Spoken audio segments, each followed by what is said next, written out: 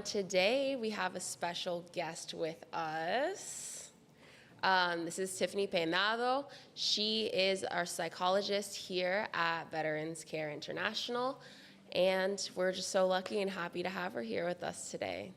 So, Tiffany, thank you so much for coming and welcome. Hello. Happy to be here. Thank you for having me. Of course. Well, tell us a little bit about yourself, maybe your background. Okay, so I'm Tiffany. I'm one of the clinical psychologists at BCI. I mostly work with women and anything related to MST, betrayal trauma, and anything correlated to that. I've found my passion working with veterans and serving those who served. As I mentioned in the video, you might have seen me there. And I'm just happy to be here and to walk with you during this journey. Perfect. Well, we're so glad to have you here. I have a couple questions for you, just so we can get to know a little bit more about your philosophy and everything better.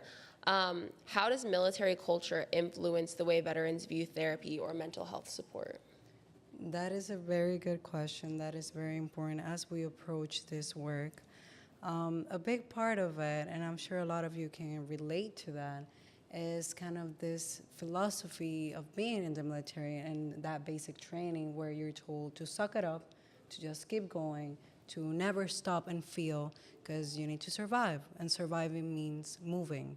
But now we're not in survival mode anymore, and you look around and your situation has changed. So now we're able to move away from that survival mode over into the actually living and enjoying life. So I think a big part of it is suppressing that vulnerability, suppressing those emotions, and kind of hiding it all until it gets to a point where you can't hide it anymore. Yeah. So that's a big part of it, kind of moving away from that suck it up and starting to actually feel and be vulnerable. Yeah, and heal. And heal. Yeah. That's the first step to healing. And I feel like you teach a lot of skills inside of your sessions, but what is something that veterans teach you, something that a veteran has taught you during one of your therapy sessions? So much. I learn from each one of you from every session, every day. I think the main one has been resilience. I think the main one has been having that inner strength of living in the worst possible conditions and of being betrayed, of being left out, and still finding that fire in you to keep going. To keep going, to live, to find a better quality of life, and even having the bravery to go against your training and to go against those things that you were taught in the military and sit down and finding that healing, finding that vulnerability. So I think it's that strength, is that resilience to keep going. Yeah, that's truly amazing, and I feel like I've learned a lot also from the veterans that come.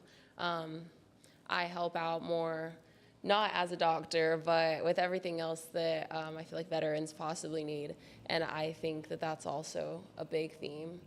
That and I guess camaraderie, like being able to lean on each other. I feel like that's something that's super special, and I always feel like after all of you leave, I'm now part of your family and we're connected, so that's something special also.